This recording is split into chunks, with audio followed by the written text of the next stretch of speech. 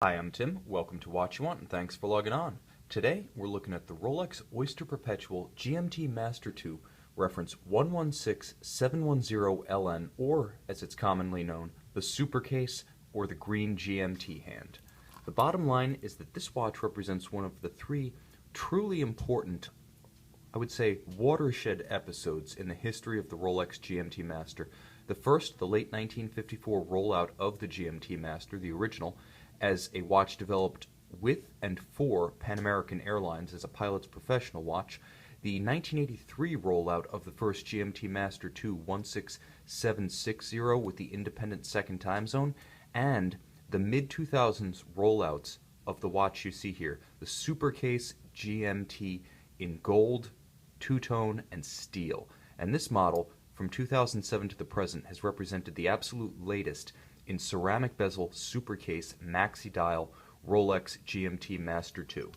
Now on my wrist, 6.3 inches, 16 centimeters in circumference, the modern full-figured GMT Master II wears as a larger watch than its predecessors.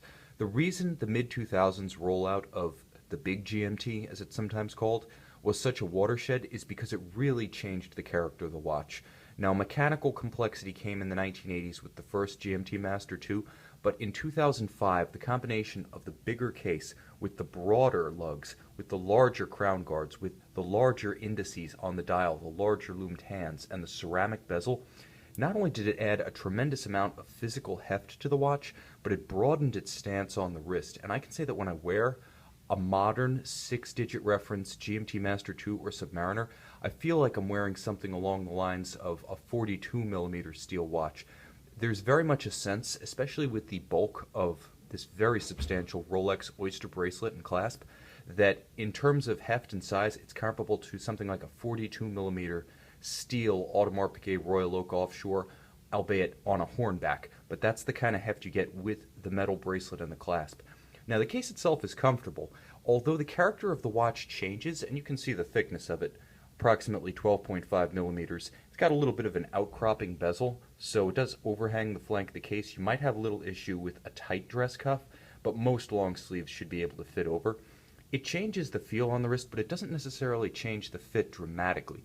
There are those who just didn't make the jump. They might have been borderline for the 5-digit reference, but for the most part, Rolex did its homework when it created this watch, and it tried to ensure that those who had traditionally worn 40mm Rolex Oysters would be able to wear the 6-digit. But with all solid center links, solid end links, a very substantial, milled out steel clasp, the watch just has more heft, but the flip side of that is it's got a premium pull, almost like precious metal to it, and everything is very solid. Now you can hear the robust click of this new Oyster clasp closing. You can also hear, when I open it, corresponding snick in the mechanism. And because it incorporates Rolex's new interface between the bracelet and the clasp, you also get the 5mm Easy Link tool-free adjustment. So if your wrist does swell, if you're engaged in active outdoor activities, if perhaps it's cold and your wrist shrinks a little bit, you can change the fit subtly without the intervention of a jeweler. Very reassuring, very solid, really lives up to Rolex's modern reputation as a luxury watchmaker. And the finish of the case and of the bracelet is correspondingly high-end. Now, polished on the shoulders of the lugs, brushed on the outer links, polished on the center links, you can see it continues straight through the clasp itself with a nice contrasting brushed finish on the uppers and polish on the side. And the case, with those broader lugs, also gives you more surface area to appreciate the quality of the finish on Rolex's 904L high-grade steel.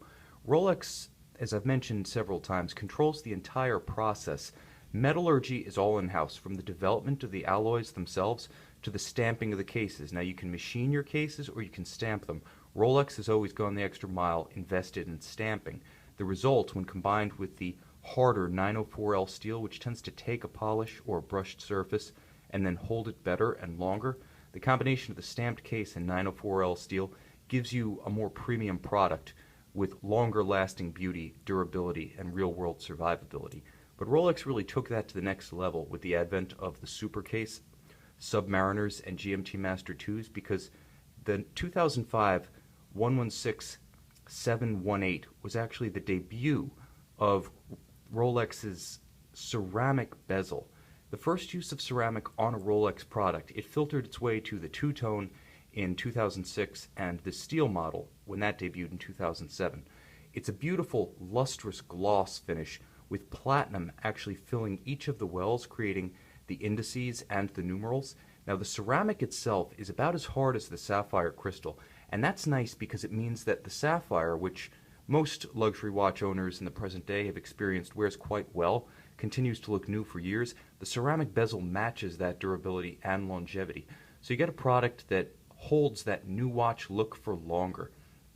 And the best thing about that is it doesn't wind up looking like it's, well, shall we say, a beat-up New York City cab fender. That's always the comparison I make, because that's always what I think when I see an older sports watch with an aluminum bezel insert that's been beaten to the point that metal is showing through where it shouldn't. Rolex makes the bezel in-house. It takes approximately 40 hours to create one, but the result is something that's going to last for years and years with essentially its original luster, shine, and smooth surface finish. The fact that it's filled with platinum is just the icing on the cake. And as ever, it remains a bidirectional bezel on the GMT Master and Master II series as ever. Now the watch can actually display 3 separate time zones, and the way this is done is by creating a separate time zone in as much as the 24-hour hand, the green GMT hand, can be set independently of the local hour 12 hand. But because the original idea of the 24-hour bidirectional bezel was that you could offset from GMT to find the local time at a destination airport if you were a pilot, you can still take advantage of that feature on the GMT Master II. And periodically, that'll allow you to get an instantaneous read on 3 separate time zones. Now, all other aspects of the dial are modern Rolex, which is to say white gold hands, white gold indices, high polish, and super luminova. The good thing about the 6-digit reference GMT Master II is it introduced larger dot, stick, and triangular indices to mark the hours. So not only are you getting more physical white gold on the dial, but you're also getting larger visual references, both when they glow at night and when they reflect during the day. It's easier to read this watch at a glance. One of the key evolutions of the dial graphics, and I'm sorry if the iPhone's not really going to catch this too well, was the inclusion of the GMT Master II script in green, as well as the transition of the GMT 24-hour hand to a green shaft. And this was done to represent the anniversary of the model. Launched in late 1954, we began to see the first photos of this watch in late 2004, when the 6-digit was hinted and then launched at Basel World's 2005. So as an anniversary model, Rolex included its signature corporate green as a nod and a wink to the Rolex connoisseurs out there. And it's endured as a popular stylistic flourish of the watch. To this day, the year 2015, the green GMT hand and the green GMT script on the lacquer dial, they've endured, and they're a beloved feature of this generation of GMT Master II. Now inside the case is the Rolex caliber 3186 dual time, chronometer certified. It's approximately a 50-hour power reserve with a little bit more complication than Rolex traditionally fits in its 3130, 3135 calibers that you'll see on other watches in the line.